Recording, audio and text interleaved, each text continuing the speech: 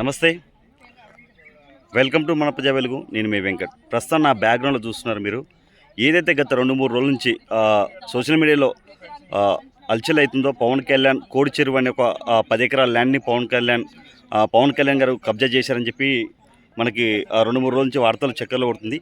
ఈరోజు మనం ఇక్కడికి వచ్చాము. ఇదే కోడి చెరువు, 10 ఎకరాల ల్యాండు. మరి ఇది క్లియర్గా చెరువులో వాటరు క్లియర్ తెలుస్తుంది మనకి. ఇక్కడ ఎలాంటి ఇప్పటివరకు ఎలాంటి పంట లాంటిది ఎలాంటి సాగు చేయలేదు అని చెప్పి కూడా క్లియర్ తెలుస్తుంది. ఇప్పటివరకు ఎలాంటి వ్యవసాయం కానీ దీంట్లో ఇది చేయలేదని క్లియర్గా వాళ్ళ మనసులు కూడా చెప్పడం జరిగింది. మరి ఎందుకు ఇప్పుడు హైడ్రా ఎఫ్టీఎల్ బఫర్ జోన్ అని చెప్పి పేదవాళ్ళు ఎక్కడైనా చిన్న గుడిసెలు వేసుకున్నా సరే బుల్డోజర్ వచ్చి ఆ గుడిసెలను కూలగొడతారు. పట్టా భూములైనా డబ్బులు ఇచ్చి రిజిస్ట్రేషన్ చేసుకున్న ల్యాండ్స్ అయినా సరే హైడ్రా ఎఫ్టీఎల్ బఫర్ జోన్ అని చెప్పి కూలగొడతారు.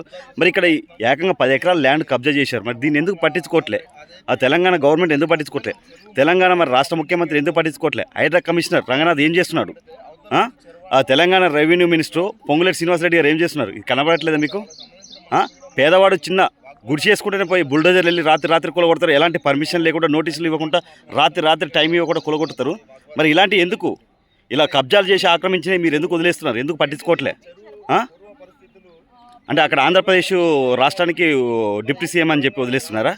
మరి హైడ్రా కమిషనర్ గారు రంగనాథ్ గారు మీరు ఎందుకు వదిలేస్తారు? అంటే మరి వార్తలు అయితే చెక్కలు కొడుతున్నాయి సోషల్ మీడియాలో. మీరు కాకినాడ నుంచి జనసేన పార్టీ తరపు నుంచి మీరు ఎంపీగా పోటీ చేయాలని అనుకుంటున్నారు. అందుకే మరి ఇప్పుడు ఇక్కడ ఈ విషయాలు ఏమన్నా నేను సీరియస్గా తీసుకుంటే మళ్ళీ నాకు రేపు ఎంపీ టికెట్ వస్తుందో రాదని చెప్పి ఉద్దేశంతో వదిలేస్తున్నారా? పేదవాడికో న్యాయం, పెద్దవాడికో న్యాయమా? బలిసినుడికో న్యాయం, బక్కోడికో న్యాయమా? ఇవి కనపడట్లేదా మీరు? మీకు రేవంత్ రెడ్డి ప్రభుత్వం పేదల ప్రభుత్వం, ప్రజాపాలన అని చెప్తారు. ఎక్కడుందండి పేద ప్రభుత్వం, ప్రజాపాలన? ఈ పేదోడు ఎన్నో కోరిక. ఇప్పుడు ఎలుగుమట్ల ఇష్యూ చూసాం. ఎలుగుమట్ల ఏం చేశారు? రాత్రి ఇల్లు కూలగొట్టారు. టైం ఇచ్చారా? మరి అలాంటి పేదవాడి విషయానికి వస్తారు ఒకలా ఉంటుంది, పెద్దవాడి విషయానికి వస్తే ఒకలా ఉంటుంది. ఏంది అసలు? పవన్ కళ్యాణ్ గారు మీరు నీతి నిజాయితీ అని మాట్లాడతారు. మరి ఇదేంటి అసలు? నిజంగా మీకు తెలిసి చేశారా, తెలియక చేశారా? మరి మీకు ఏంటి? 2014లో మీరు తీసుకున్నప్పుడు చెరువు కాదు, 2017 తర్వాత 2024 చెరువుగా దీన్ని గుర్తించారని చెప్పడం జరుగుతుంది. మరి అప్పుడైనా మీరు గుర్తించినట్టే కదా చెరువు అని. మరి అప్పుడైనా మరి మీరు ఏంటనేది మాట్లాడాలి.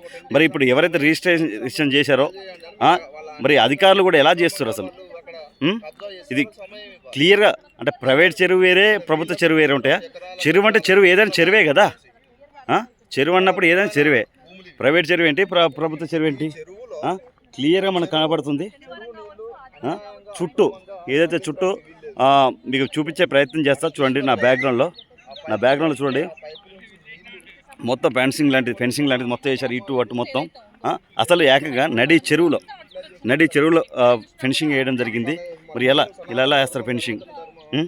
చెరువులో ఫెన్సింగ్ వేయడం ఎంతవరకు కరెక్ట్? మరి ఇప్పటికైనా ప్రభుత్వం దీనిపై సీరియస్ తీసుకొని హైడ్రా కమిషనర్, అలాగే రెవెన్యూ మినిస్టర్ పొంగులేటి శ్రీనివాసరెడ్డి, అలాగే హైడ్రా కమిషనర్ రంగనాథ్ దీనిపై సీరియస్ తీసుకొని ఇప్పటికైనా ఈ ల్యాండ్ని కాపాడాలి, ఈ చెరువుని కాపాడే ప్రయత్నం చేయాలి.